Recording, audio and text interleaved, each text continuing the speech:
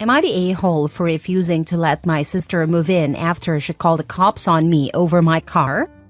I, 20 female, have been living on my own for about 2 years. When I first moved out, my dad gave me his old car to help me get around. It wasn't in great shape, but he said as long as I covered the insurance and repairs, it was mine. Over the past 2 years, I've put a lot of money into keeping it running, so it feels very much like my car at this point. Last week, my older sister Anna, 21 female, asked if she could move in with me temporarily because she broke up with her boyfriend and has nowhere to go. I was hesitant because we've never been super close, but I agreed. Family's family, right? 2 days later, I got a call from the police saying my car had been reported as stolen. I was in total shock. After a long, stressful back and forth, I found out it was Anna who reported me. Apparently, she had called my dad first to guilt him into taking the car back so she could have it. When that didn't work, she went straight to the cops, claiming I had stolen it. Luckily, my dad backed me up and cleared everything up with the police, but it was embarrassing and scary to even be in that situation. When I confronted Anna, she admitted it, but said she didn't think it would go that far and just wanted to teach me a lesson about sharing. Are you kidding me? I told her there's no way she's moving in after pulling something like that. But now she's blowing up my phone, calling me selfish and immature, and even got some family members involved. They're saying I need to be the bigger person because she's going through a tough time. I feel like letting her move in would be insane after this. But am I being too harsh? Now for the comments. Anna is not welcome in my life moving forward. Anyone who has an opinion on that matter can let her move in with you. She tried to ruin my life by having me arrested. I will not now, nor will I ever forgive her for that. And again, anyone who has a problem with that is free to buzz right off. Not the a-hole. OP lived that quote. She is dangerous to you. Maybe you lack self-preservation and survival skills. I don't know. But this isn't even debatable. You should be pushing for her prosecution. Also, you need to secure your home. She will retaliate. Suggest to the police that they might want to pursue a wasting police time charge against her. It's up to them, but this was a clear case of that. She didn't think it would go that far. She hoped it would go further, that you would be arrested and jailed, and she could take both the house and car scot-free. Not the a-hole. What is she going to do next to teach you a lesson under your own roof? She can move back in with your parents or other family members who seem oh so concerned. Yes, she's very entitled. You are not the a-hole. She showed her true intentions and interests, which are only for herself when she pulled a car stunt. The car thing is between you and your dad. It's none of her business. Never put yourself in a situation where she can ruin your day again. The best way to do that is to keep her away from you as much as possible. I mean, you don't have to ignore her, but letting her move in? No, she already screwed that up royally. It's entirely her fault that she's not allowed to move back in with you, not yours. Well, at least I know better now.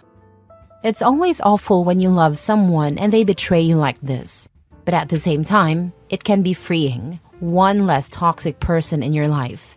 I don't know your sister, but if she pulled this, I bet she was a real piece of work her whole life. Next story. Am I the a-hole for not allowing my ex and former best friend to take my kids out of state for a week to heal and recover after she was left unable to have children? I have 2 children under 12 with my ex. We divorced 5 years ago after I found out he and my former best friend were having an affair. They both tried to apologize and ask for it not to ruin everything, but their actions had already ruined everything. I hate the 2 of them. I no longer care about how they're doing, but for my kids' sake, I remain civil. I have never badmouthed them to my kids. I have never told my kids what happened. I would never want my kids to be harmed more by their father's actions than they already were. The divorce was tough on them, and they had a hard time coming to terms with the changes. They still need therapy for some adjustment issues that have remained. My former best friend hasn't helped by trying to continue on as best friend despite her actions. It also didn't help the kids went from their parents living together to their dad living with mom's former friend. But again, my primary focus has been my children. I love my kids more than I hate those two repulsive individuals. I love my kids more than myself, which is why I worked so hard to be civil in front of my kids. Because the last thing I wanted was to make nice with them. But my kids love their dad, and that has never changed. My ex and this woman are now married, and they tried to have children together.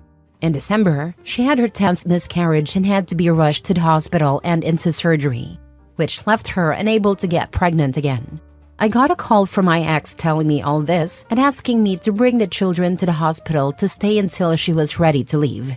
It was my parenting time, so I told him I would not bring them to sit and wait.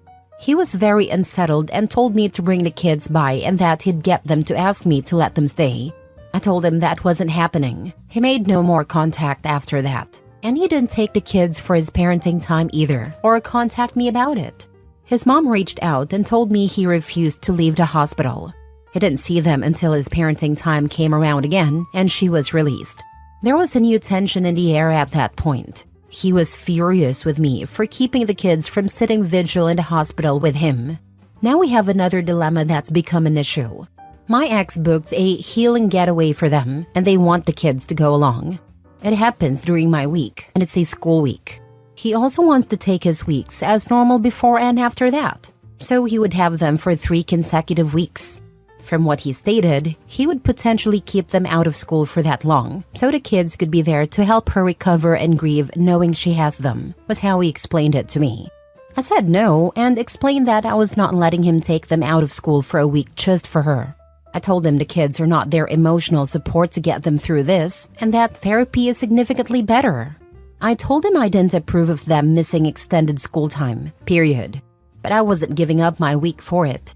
He tried to state the week he missed should be made up, but our court-ordered parenting plan states that if a parent voluntarily doesn't take their week without an agreed-upon make-up period, then the other doesn't need to give up a week in return.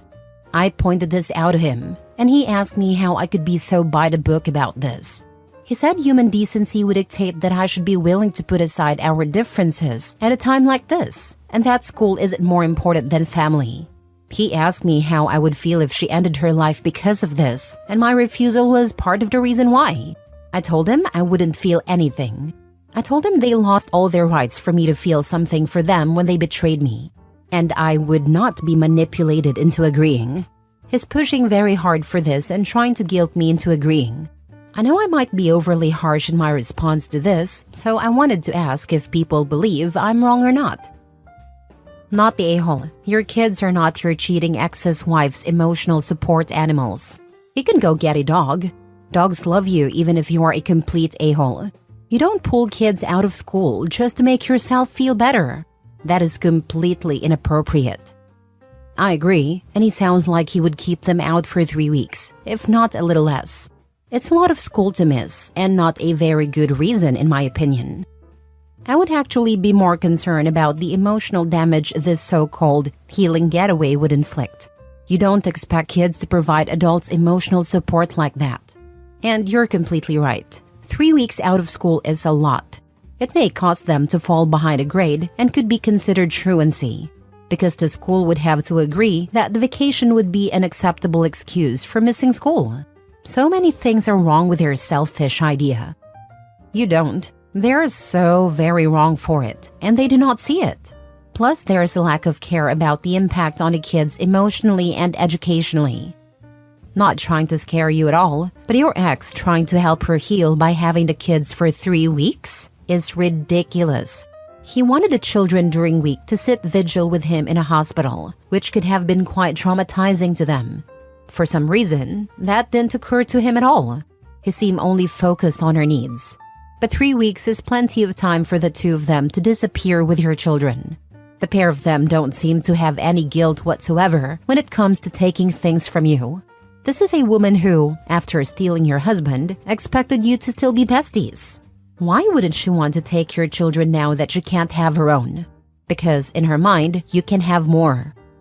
I thought that also. OP should consider putting a tile or air tag in the kids' backpacks. Backpack, shoes, hair ties. More than one is my idea.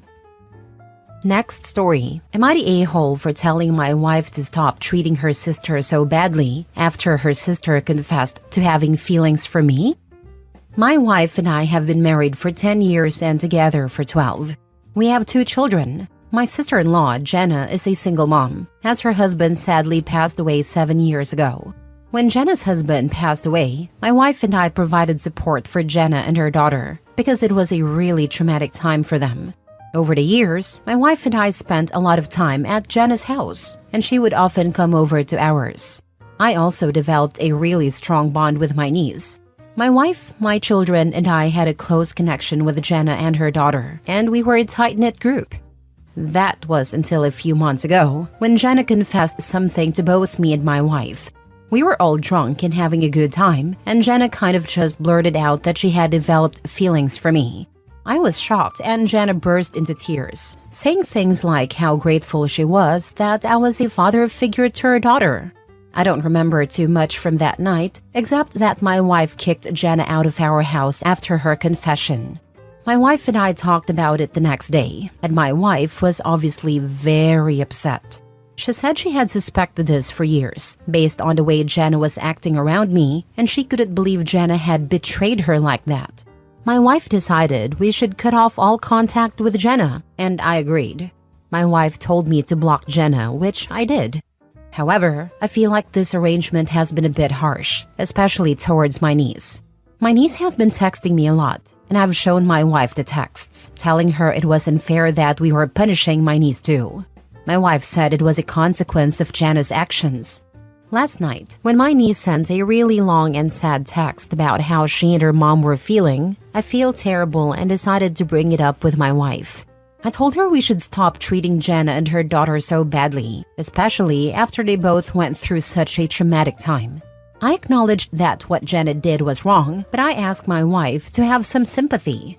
I asked her to imagine if she were in Jenna's shoes and one night tragically lost me. I said that would scar her for a lifetime. My wife got really upset after I said that and broke down in tears. She didn't say anything except that she loved me, and she didn't speak to me for the rest of the night. I feel guilty about what I said. I didn't intend to make my wife feel like this. Was I the a-hole? Now for the top comments. Your wife is correct about creating some distance. Your sister-in-law and niece are clearly slotting you into a partner/dad role, and some boundaries need to be re-established. The fact that your sister-in-law was bold enough to admit those feelings in front of your wife is already alarming. Also, the wife said she suspected this for years, and still kept quiet and supported Jenna through her grief. The torment of thinking for years that your sister has feelings for your husband? That's the ultimate betrayal, and she must have felt terrible just thinking it. Now, Jenna has confirmed the wife was right all along, and OP has the audacity to guilt her for creating distance? That's messed up, OP. Major a-hole. The audacity to say it right in front of your wife. Her sister is insane to me, drunk or not. WTF. Not to mention how ridiculously hypocritical is it for him to tell his wife to put herself in her sister's shoes after getting stabbed in the back, while he can't be bothered to put himself in his wife's shoes. Not only is he hypocrite, but it's been 7 years. How long the sister needs to latch on to OP? At some point, she needs to live her own lives. Stand by your wife and respect her boundaries. Yes, it's very unfair to your niece, but you're not the one who created this situation. Again, stand by your wife. I think the niece wants OP as a stepfather. Niece isn't innocent in this, and OP should have blocked sister-in-law and niece, but he is going to destroy his marriage over it. Heck, I bet the sister-in-law is helping her daughter with those texts. OP, you're the a-hole. No contact to both sister-in-law and niece needs to happen. Your wife and children come before anyone, especially a potential home wrecker. Last story. Am I the a-hole for refusing to attend family dinners because my parents keep treating me like the problem child? So I, 21 female, feel like I'm losing my mind here. I need to know if I'm totally out of line. My family has always had this unspoken golden child versus problem child dynamic. My older sibling, 26, is the golden child. Straight A student, great job, married, basically the poster child for success. Then there's me. The one who didn't follow the perfect plan. I'm in college and working part-time while figuring out what I want to do with my life. But apparently that's not good enough for my parents. Every family dinner turns into them grilling me about when I'm going to get my life together. Or why can't I be more like my sibling? Meanwhile, they're praising my sibling for breathing. The final straw was last week. We were at dinner and my mom straight up said, "It's just so disappointing that you're not living up to your potential." I tried to laugh it off, but it hurt. Then my dad chimed in with, "Well, maybe if you spent less time on your phone and more time thinking about your future, you'd get somewhere." I snapped. I told them I'm doing the best I can, and that is hard enough without feeling like a failure every time I see them. My mom rolled her eyes and said, "We're only hard on you because we care," which feels like the biggest cop-out ever. So, I told them I'm done coming to family dinners if they're just going to use me as their punching bag. Now they're acting like I'm the one being dramatic and immature. My sibling even texted me, saying I'm making things awkward and should just let it go, because they're just trying to help. But I don't think constantly comparing me to my sibling and putting me down is helpful. I just wanted to enjoy dinner without feeling like a disappointment. 6 months. Do not talk to them for 6 months.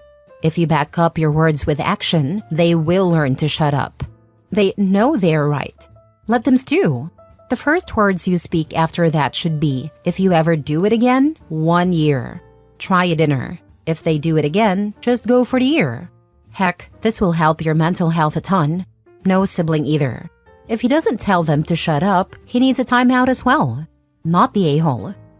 Also, OP, you're doing freaking great holding life together the best way you can. This internet stranger is proud of you. Bummer your family don't see it. That's on them. No contact works. I did it with my dad. I didn't speak to him for 4 months. And once I finally did, he actually listened when I said, "Enough."